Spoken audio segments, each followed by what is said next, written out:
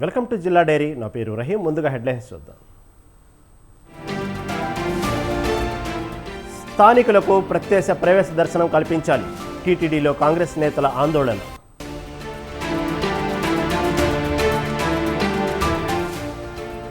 పల్నాడు జిల్లాలో రైతుల ఆవేదన. తమకు న్యాయం చేయాలని ప్రతిపాటికి వినతి పత్రం అందజేసిన రైతులు.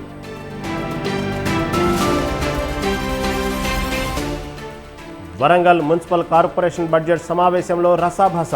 బడ్జెట్ పేపర్లను చింపిపడేసిన బీఆర్ఎస్ కార్పొరేటర్లు.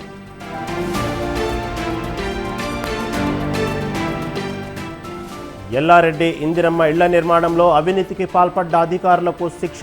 3 ఏళ్లు జైలు శిక్ష విధిస్తూ సంచలన తీర్పు.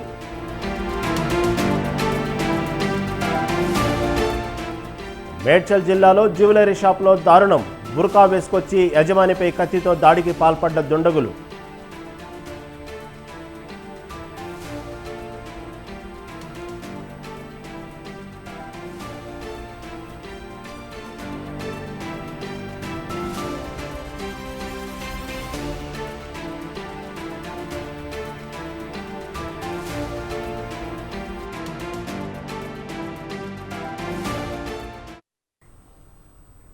రైట్, ఇక డీటెయిల్స్ చూస్తే టీటీడీ పరిపాలనా భవనం ముందు కాంగ్రెస్ పార్టీ నేతలు ఆందోళన చేశారు.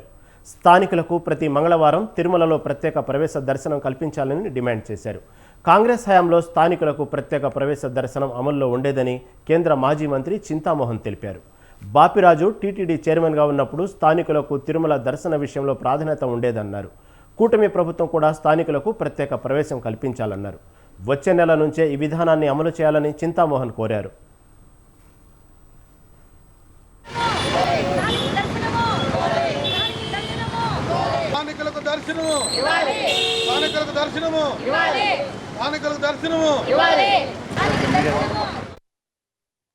చైర్మన్గా ఉన్నప్పుడు మేము స్థానికులకు ప్రతి మంగళవారం ప్రత్యేకమైనటువంటి దర్శనాన్ని ఏర్పాటు చేశాం. విఐపి బ్రేక్ లాగా మేము ఈరోజు డిమాండ్ చేస్తున్నాం. తిరుమల తిరుపతి దేవస్థానాన్ని ఖచ్చితంగా కాంగ్రెస్ పార్టీ అధికారంలో ఉన్నప్పుడు ఏ విధంగా స్థానికులకు గౌరవాన్ని మరి ప్రతిష్టను పెంచి స్థానికులకు ఇచ్చారో అదేవిధంగా దర్శనాలు జూలై 1వ వారం నుంచి మొదలు పెట్టాలని మేము డిమాండ్ చేస్తాం. బాపిరాజ్ చైర్మన్గా ఉన్నప్పుడు పల్నాడు జిల్లా చిలకలూరిపేట పట్టణంలోని పసుమర్రు గ్రామానికి చెందిన రైతులు ఎమ్మెల్యే ప్రత్తిపాటి పుల్లారావును కలిశారు. మాజీ మంత్రి విడదల రజని, ఆమె కుటుంబ సభ్యులు పొలాలు కొనుగోలులో తమ వద్ద నుండి సుమారు 10 కోట్ల రూపాయలు దోచుకున్నారని, తమకు న్యాయం చేయాలని ప్రతిపాటికి వినతి పత్రం అందజేశారు. గతంలో పుల్లారావు ఎమ్మెల్యేగా ఉన్న సమయంలో తమ వద్ద నుండి 40 ఎకరాలు కొనుగోలు చేసి 1 రూపాయి కూడా లంచం తీసుకోకుండా తమ డబ్బు తమకు ఇచ్చారని రైతులు తెలిపారు. వైసీపీ హయాంలో జగనన్న కాలనీల కోసం తమ వద్ద నుండి 160 ఎకరాలు కొనుగోలు చేసిన విడుదల రజని, ఆమె కుటుంబ సభ్యులు 10 కోట్లు దుండుకున్నారని రైతులు ఆవేదన వ్యక్తం చేశారు.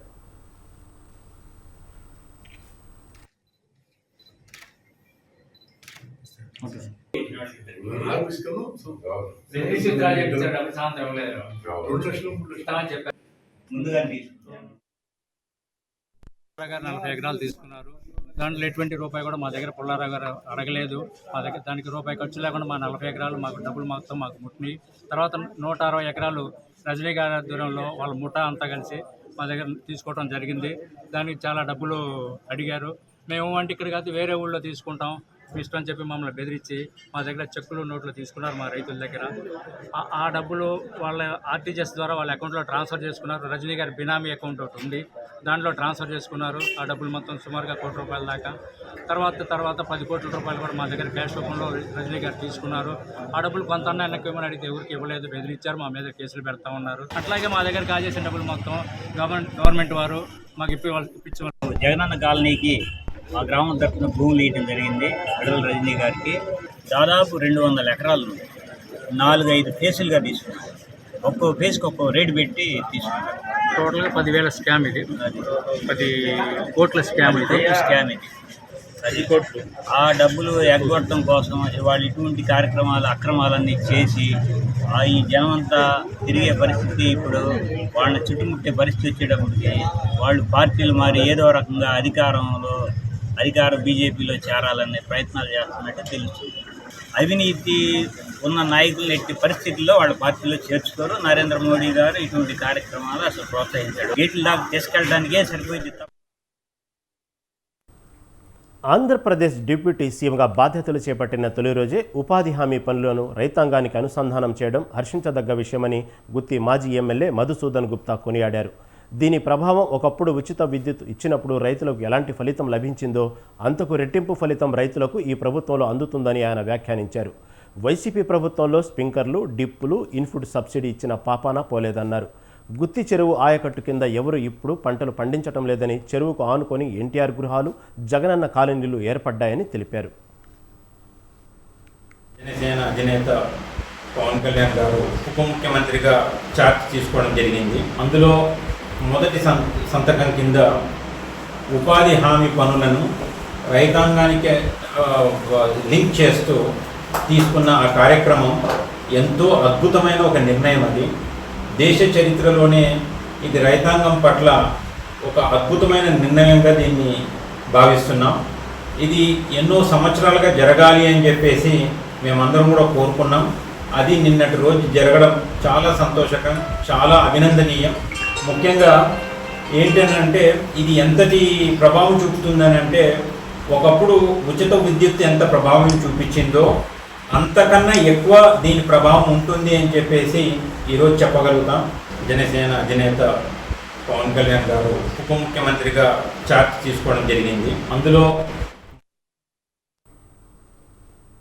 వరంగల్ మున్సిపల్ కార్పొరేషన్ బడ్జెట్ సమావేశం రసాభాసగా మారింది. అవినీతి మేయర్ గద్దె దిగాలంటూ బీఆర్ఎస్ కార్పొరేటర్లు కౌన్సిల్ సమావేశంలో ప్లకార్డులు ప్రదర్శించి బడ్జెట్ పత్రాలను చించిపేశారు. బీజేపీ కార్పొరేటర్లు, బీఆర్ఎస్ కార్పొరేటర్లకు తోడుగా నల్ల బ్యాడ్జీలతో కౌన్సిల్లో నిరసన తెలిపారు. సభ్యుల ఆందోళన మధ్య 2024-2025 వార్షిక సంవత్సరానికి 650 కోట్ల 12 లక్షల రూపాయల అంచనాలతో బడ్జెట్ సభ్యులు ఆమోదించారు. ఈ బడ్జెట్లో 237 కోట్ల 2 లక్షల రూపాయల సాధారణ పన్నుల ద్వారా 410 కోట్ల 10 లక్షల రూపాయల వివిధ గ్రాంట్ల ద్వారా సమకూరుతుందని అంచనా వేశారు. బీఆర్ఎస్, బీజేపీ కార్పొరేటర్లు బడ్జెట్ సమావేశాన్ని వ్యతిరేకించినప్పటికీ 1/3 వంతు కోరం ఉన్న కాంగ్రెస్ కార్పొరేటర్లతో బడ్జెట్ ఆమోదం పొందింది.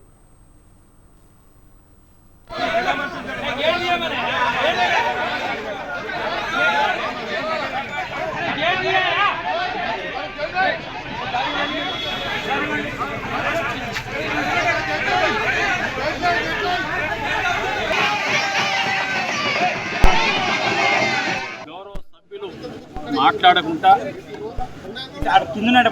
రాజకీయ పార్టీల సలహా లేకుండా గౌరవ శాసనసభ్యులు, శాసనమండలి సభ్యులు మేము వాళ్ళు 3 ఎమ్మెల్యేలుగాను, 2 ఎమ్మెల్సీ కనీసం మాతో మాట్లాడి సార్.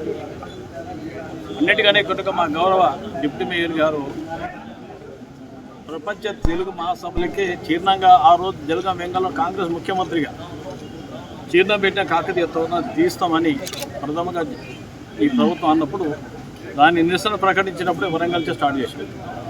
ఆ తీర్మానాన్ని ముందుగా వరంగల్ నగరం ఉన్న అందరూ కూడా ఏకగ్రీవంగా ఆమోదించాలని తీర్మానం అయిపోయి ఆ తీర్మానం పక్క పెట్టారు. అంటే కాకతీయ మీద రాణి రుద్రమాదేవి మీద, రాణి రుద్రమాదేవి పేరు మీద విశ్వాసం, నమ్మకం లేని మనుషులు వీళ్ళంతా. అంతేకాకుండా నిరుద్యోగులలో దేశంలోనే తెలంగాణ రాష్ట్రం 2వ స్థానంలో ఉందని ప్రొఫెసర్ అశోక్ అన్నారు. హైదరాబాద్ ఇందిరా పార్క్ వద్ద నిరుద్యోగుల మహాధర్నాను చేపట్టారు.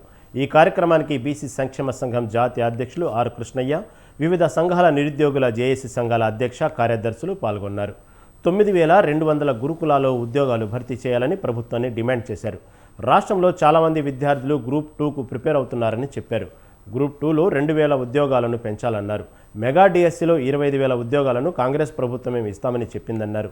విద్యాశాఖ మంత్రి ఉద్యోగ పదవులను వెంటనే వేర్పాటు చేయాలని ప్రభుత్వాన్ని డిమాండ్ చేశారు. 210 ఉద్యోగాల గురుకులాలు సంపూర్ణంగా నింపాలని డిమాండ్ చేస్తా ఉన్నాం. రాష్ట్రంలో ఎక్కువ మంది ప్రిపేర్ అయ్యేటటువంటి విద్యార్థులు గ్రూప్ 2 ప్రిపేర్ అవుతున్నారు.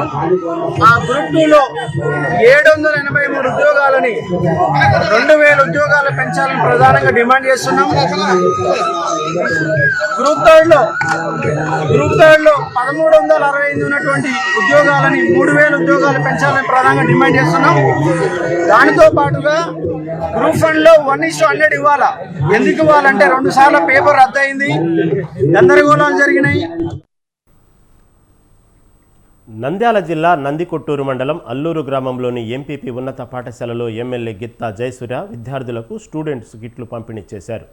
కూటమి ప్రభుత్వం విద్యకు పెద్దపీట వేసిందని చెప్పారు. చదువులో వెనుకబడిన విద్యార్థులు కూడా మంచి మార్కులు సాధించేలా బోధించాలని ఉపాధ్యాయులను ఎమ్మెల్యే గిత్తా జయసూర్య కోరారు. ఈ కార్యక్రమంలో టీడీపీ సీనియర్ నాయకులు మాండ్ర సురేంద్రనాథ్ రెడ్డి, ఎంఈఓ ఫైజునున్సా, టీడీపీ నాయకులు, పాఠశాల ఉపాధ్యాయులు పాల్గొన్నారు.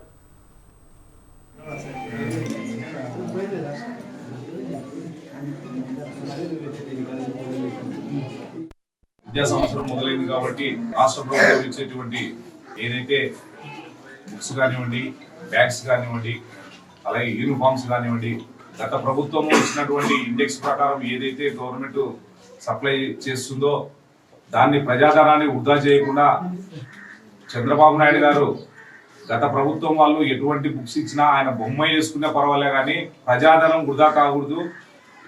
ఆ ప్రభుత్వం ఇచ్చినటువంటి ఆర్డర్ అది ప్రజల సొమ్ముతో ఇచ్చినటువంటిది కాబట్టి అంతా కూడా ప్రజలకు చెందాలని చెప్పేసి ఏదైనా పొరపాటున. తెలంగాణ రాష్ట్రంలో విద్యారంగం నిర్లక్ష్యానికి గురిందని ప్రభుత్వ పాఠశాల ప్రధానోపాధ్యాయుడు కొమ్ము ఉదయ్ కుమార్ సీఎంకి విజ్ఞప్తి చేశారు. స్వరాష్ట్రంలో విద్యారంగానికి అధిక ప్రాధాన్యత ఇస్తారని భావించినా ఆ స్థాయిలో ప్రాధాన్యత లభించలేదని ఆవేదన వ్యక్తం చేశారు. ప్రభుత్వ పాఠశాలలో సౌకర్యాల లేమి, ఉపాధ్యాయుల కొరత, వసతి గృహాలలో నాణ్యత లేని ఆహారం వంటి సమస్యలు విద్యారంగాన్ని పట్టి పీడిస్తున్నాయన్నారు. పదోన్నతులు, బదిలీల విషయంలో ఉపాధ్యాయులు తీవ్ర మానసిక ఒత్తిడికి గురవుతున్నారన్నారు. ఇప్పటికైనా ముఖ్యమంత్రి అపాయింట్మెంట్ ఇస్తే విద్యారంగం ఎలా ఉండాలో తన వంతుగా వివరిస్తానని చెప్పారు.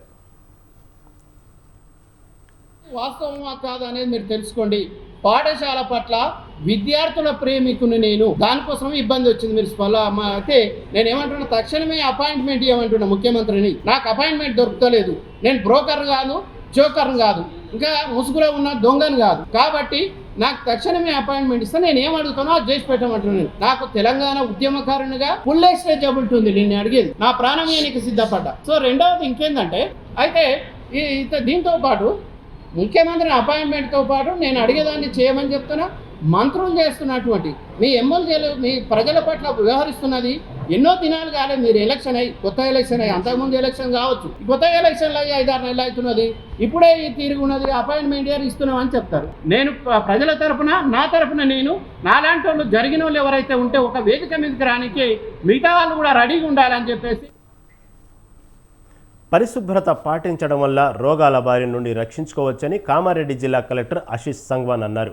14వ జాతీయ నులిపురుగు నివారణ దినోత్సవం సందర్భంగా స్థానిక ముదాంపల్లిలోని జిల్లా పరిషత్ బాలికల ఉన్నత పాఠశాలలో విద్యార్థినులకు మాత్రలు పంపిణీ చేశారు. కడుపులో నట్టలు ఉన్నట్లయితే రక్తహీనత, పోషకాహార లోపం, ఆకలి లేకపోవటం, కడుపు నొప్పి వంటి వాటితో బాధపడతారని కలెక్టర్ అన్నారు. పిల్లలు ఆరోగ్యంగా ఉంటేనే దేశ భవిష్యత్తు ఉజ్వలంగా ఉంటుందన్నారు. అనంతరం అమ్మ ఆదర్శ పాఠశాలల క్రింద చేపట్టిన టాయిలెట్ బ్లాక్స్, మంచినీటి ట్యాంకు, కుళాయిలు, తరగతి గదులలో లైట్లు, ఫ్యాన్లు ఏర్పాటు, కిటికీల మరమ్మతులు పనులను పరిశీలించారు.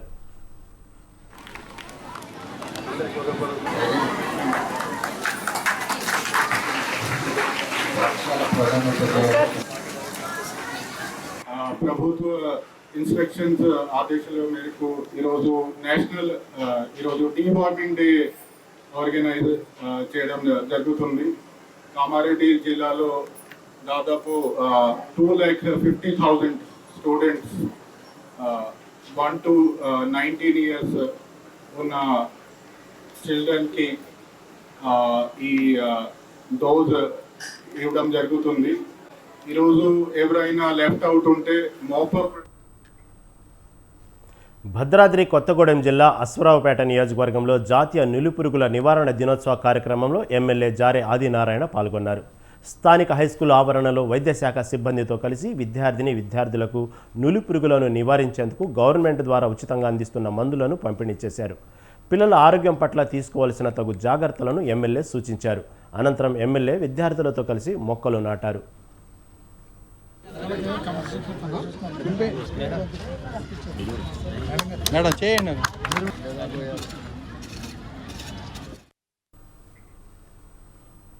బడాబాబుల మొండి బకాయిలు దండిగా ఉన్నా పట్టించుకోని అధికారులు అప్పులతో సతమతమవుతున్న పేద రైతులపై మాత్రం జులుం ప్రదర్శిస్తున్నారు.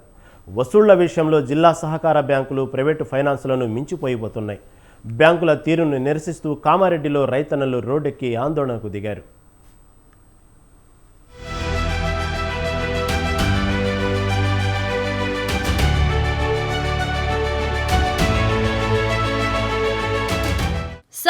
బ్యాంకులంటేనే సమస్యలు, వివాదాలు గుర్తుకొస్తాయి. ఇందుకు నిజామాబాద్ జిల్లా సహకార బ్యాంక్ ఏమీ అతీతం కాదు. రుణాలు రికవరీ కాకపోవడంతో ఏకంగా 130 కోట్ల రూపాయల బకాయిలు పేరుకుపోయాయి. ఇదంతా నాణానికి ఒకవైపు కనిపిస్తున్న అంశం. అయితే నాణానికి రెండో వైపు చూస్తే రుణాలు తీసుకున్న రైతులు కరువు పరిస్థితుల వల్ల అప్పుల్లో కూరుకుపోయారు. ఒకవైపు వడ్డీలు విపరీతంగా పెరిగిపోతుండటంతో మరోవైపు అప్పు బకాయిలు చెల్లించాలని బ్యాంకులు రైతులను తీవ్ర ఒత్తిడికి గురిచేస్తున్నాయి.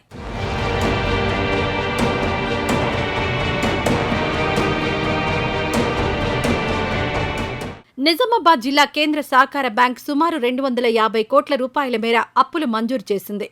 అయితే నిబంధనలకు తిలోదకాలిచ్చిన బ్యాంక్ అధికారులు అర్హులు, అనర్హులు అని చూడకుండా ఇష్టానుసారం లోన్లు మంజూరు చేసేసింది. అయితే రికవరీలో జాప్యం జరుగుతోంది. ఈ నెలాఖరులోపు బకాయిలు వసూలు చేయాలని బ్యాంక్ అధికారులు సిబ్బందికి టార్గెట్ విధించారు. దీంతో సిబ్బంది నిబంధనలకు విరుద్ధంగా దూకుడు ప్రదర్శిస్తున్నారు. రుణగ్రహీతలపై ప్రైవేట్ ఫైనాన్స్ వ్యాపారుల మాదిరిగా వేధింపులకు పాల్పడుతున్నారు. లింగంపేటలో ఓ రైతు పొలంలో ఎర్రజెండాలు పాతి భూములు స్వాధీనం చేసుకుంటామని ఫ్లెక్సీలు పెట్టారు. బ్యాంకు సిబ్బంది తీరుకు అందరూ ముక్కున వేలేసుకుంటున్నారు. ఈ అంశం రాష్ట్ర వ్యాప్తంగా కలకలం రేపుతోంది.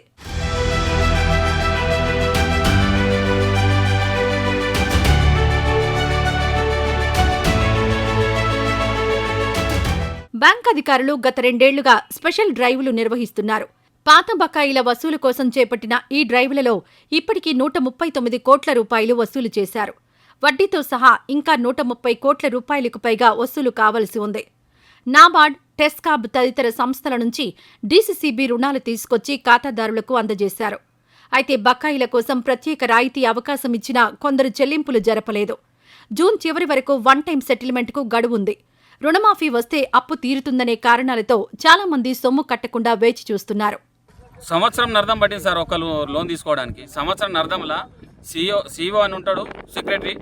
ఆ సెక్రటరీ గారు డబ్బులు తీసుకున్నారు. లక్షలు ఖర్చు అయినాయి సార్ మాకు. దావతులు తీసుకున్నప్పుడు అది దావతులు తీసుకొని ఒక రైతుకు రుణాలు ఇచ్చే పర్వం ఎక్కడన్నా ఉన్నదా సార్? ఇది ఎక్కడన్నా ఉందా? ఎక్కడన్నా జరిగిందా? మా రైతులను ఇంత ఘోష పెట్టి ఇంత చేసి పరేషాన్ చేయడం కరెక్ట్ కాదు. మేము దొంగలం కాదు సార్. మా దాంట్లో వాతావరణం మేము దొంగలం కాదు. మేము ఉన్న కంపెనీలను ఎత్తుకొని పోతలేము. మా కంపెనీలు లేవు, ఉన్నది భూమి. ఇవాళ ఈ భూమి ఉంది కాబట్టి మీరు కబ్జా చేస్తామంటారు సార్. అదే కంపెనీ ఎత్తుకొని పోతే ఓన్ కబ్జా చేస్తున్నారు సార్. సందిగ్ధావస్థలో ఉన్న రైతుల పరిస్థితిని గమనించకుండా ఈ రైతులందరినీ బ్యాంకు మొండి బకాయిదారులుగా నిర్ణయించేసింది. ఇదే కాక కఠిన చర్యలకు ఉపక్రమించింది. అయితే న్యాయపరంగా నోటీసులిచ్చి ప్రకటనలు చేసి నిబంధనలకు అనుగుణంగా ప్రవర్తిస్తే ఏ సమస్య ఉండేది కాదు. అయితే లింగంపేట ఘటనలో ఎర్రజెండాలు పాతి బ్యాంక్ అధికారులు విచిత్రంగా ప్రవర్తించడంపై సర్వత్రా ఆశ్చర్యం వ్యక్తమైంది. ఈ ఉదంతంపై బ్యాంక్ అధికారుల తీరు విమర్శలకు దారితీస్తుంది. మగ్లరా, తీవ్రవాదా, లేకపోతే భూమిని ఎత్తుకొని ఎక్కడైనా వారిపోతున్నాడా? ఆయన భూమిని ఆయన నమ్ముకొని కొన్ని ఏళ్ల నుంచే దాని మీదనే బతుకుతున్నటువంటి రైతు పొలంలోకి వెళ్ళి ఎర్రజెండాలు వాతడం, ఫ్లెక్సీలు వాతి మరి ఆ రైతు యొక్క ఆత్మగౌరవాన్ని తాకట్టు పెట్టి ఆత్మ పరువును తీయడానికి ఇవాళ ఈ ప్రభుత్వం, ఈ బ్యాంక్ అధికారులు ప్రయత్నాలు చేస్తూ ఉన్నారు. ఇవాళ మేము ఒకటే డిమాండ్ చేస్తున్నాం. మీరు ఈరోజు లింగంపేట మండలంలో పాతినటువంటి ఎర్ర జెండాలు కావచ్చు, ఫ్లెక్సీలు కావచ్చు, బేషరతుగా డిమాండ్ చేస్తూ ఉన్నాం. బేషరతుగా అవన్నీ వెనుకకు తీసుకొని రైతుకు క్షమాపణ చెప్పాలని. డిసిసి బ్యాంక్ పరిధిలో రాజశేఖర రెడ్డి అనే వ్యక్తి 2010లో ట్రాక్టర్ లోన్ తీసుకున్నారు. వీటి లోన్ పర్మనెంట్ మేము రిక్వెస్ట్ చేసినప్పటికీ అతను కట్టలేదు. ప్లస్ ఓటీఎస్ స్కీమ్ కింద కూడా ఆయనకు అమౌంట్ తగ్గుతుంది. ఆ స్కీమ్ కూడా అతను యూజ్ చేసుకోలేదు. అయితే ఈ పై అధికారుల మేరకు ఈ నెల 20వ తారీఖు నాడు ఆయన ల్యాండ్ వేయడానికి పై అధికారులు అనుమతి ఇచ్చారు. దాని అనుసారమే అతని ల్యాండ్లో జెండాలు పదడం జరిగింది. నిన్న కూడా అతనికి టైం ఇచ్చారు. 3 గంటల వరకు సగం అమౌంట్ ఆ లోన్ అమౌంట్ ఏదైతే ఉందో ఆ లోన్ అమౌంట్ సగం అమౌంట్ కట్టినా కానీ వేలం వేస్తామని వాళ్ళు మాట ఇచ్చారు. అతను కూడా అతను సద్వినియోగం చేసుకోలేదు. ఇప్పటికైనా ఈ అమౌంట్ సగం అమౌంట్ కడితే ఏదైతే 2020 నాడు ఏదైతే వేలం పాట ఉన్నదో దాన్ని వేలం పోస్ట్పోన్ చేస్తారు. కోట్ల రూపాయలు బకాయిలు చెల్లించాల్సిన బడాబాబుల జోలికి బ్యాంక్ అధికారులు వెళ్లడం లేదు. సామాన్య రైతులపై దర్పం చూపుతూ ఆ రైతన్నల పొలాల్లో నానా హంగామా చేస్తున్నారు. భూములు స్వాధీనం చేసేసుకుంటామని హెచ్చరికలు జారీ చేసి వారి పొలాల్లో ఫ్లెక్సీలు పెట్టారు.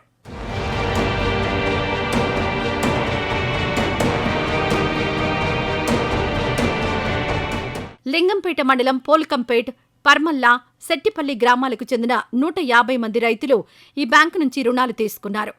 వీరికి అధికారులు తొలుత నోటీసులిచ్చి ఇప్పుడు ఈ చర్యలు చేపట్టారు. అధికారుల తీరుపై నిరసన తెలుపుతూ రైతులు బ్యాంకుల ఎదుట ఆందోళన చేపట్టారు. రైతులపై కఠిన వైఖరి అవలంబిస్తే చూస్తూ ఊరుకోమని విపక్ష నేతలు బ్యాంకు అధికారులను హెచ్చరించారు.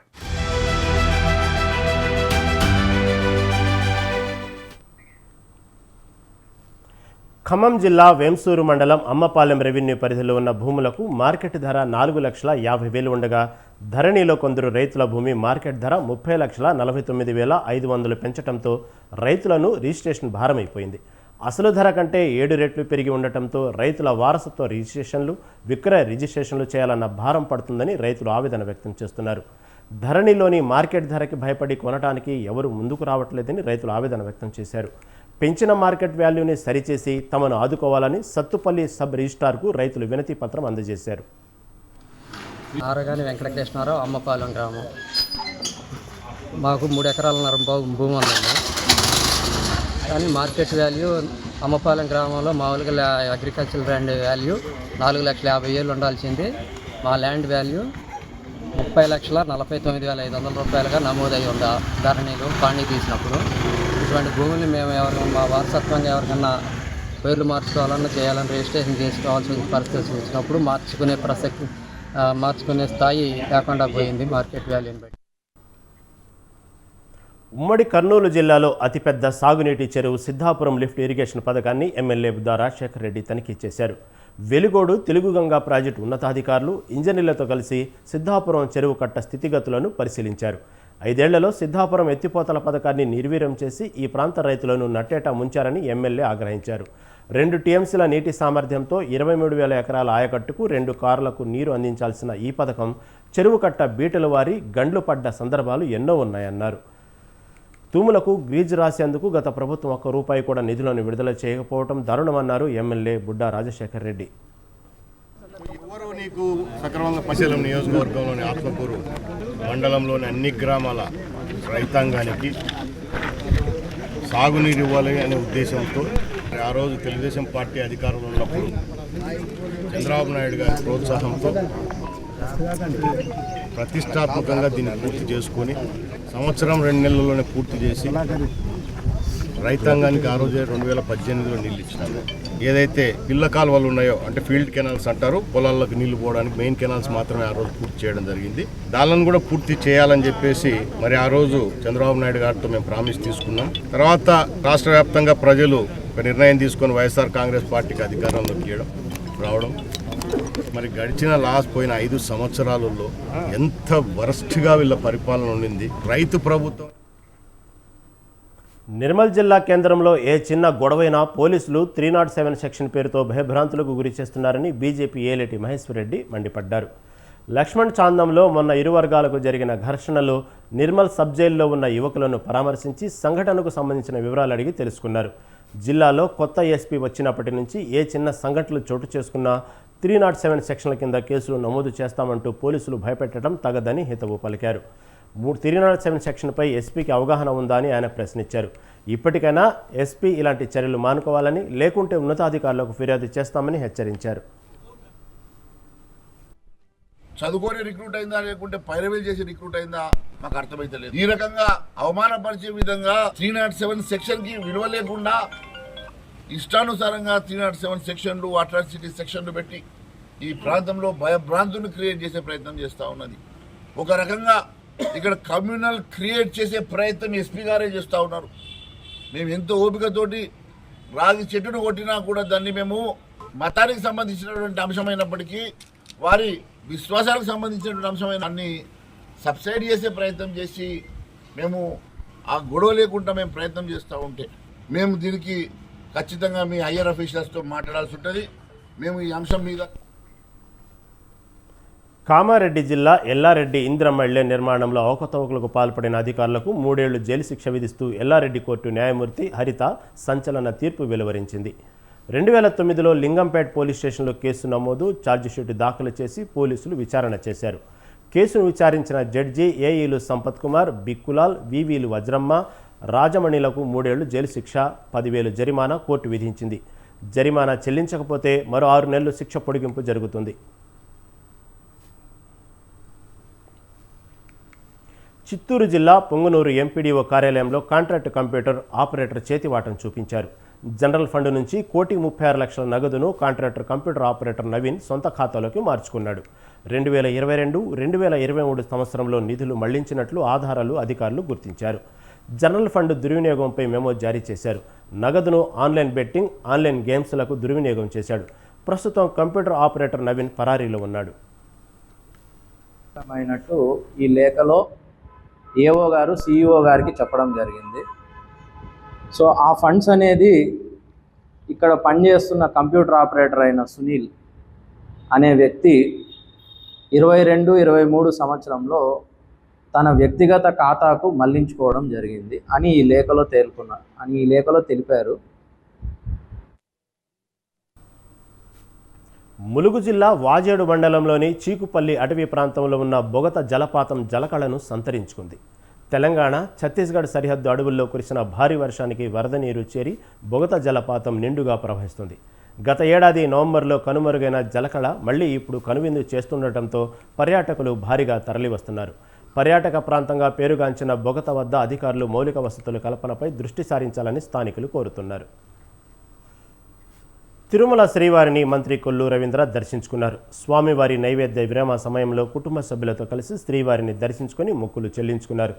దర్శనం తర్వాత వేద పండితుల వేద ఆశీర్వాదం అందించగా ఆలయాధికారులు తీర్థ ప్రసాదాలు అందజేశారు.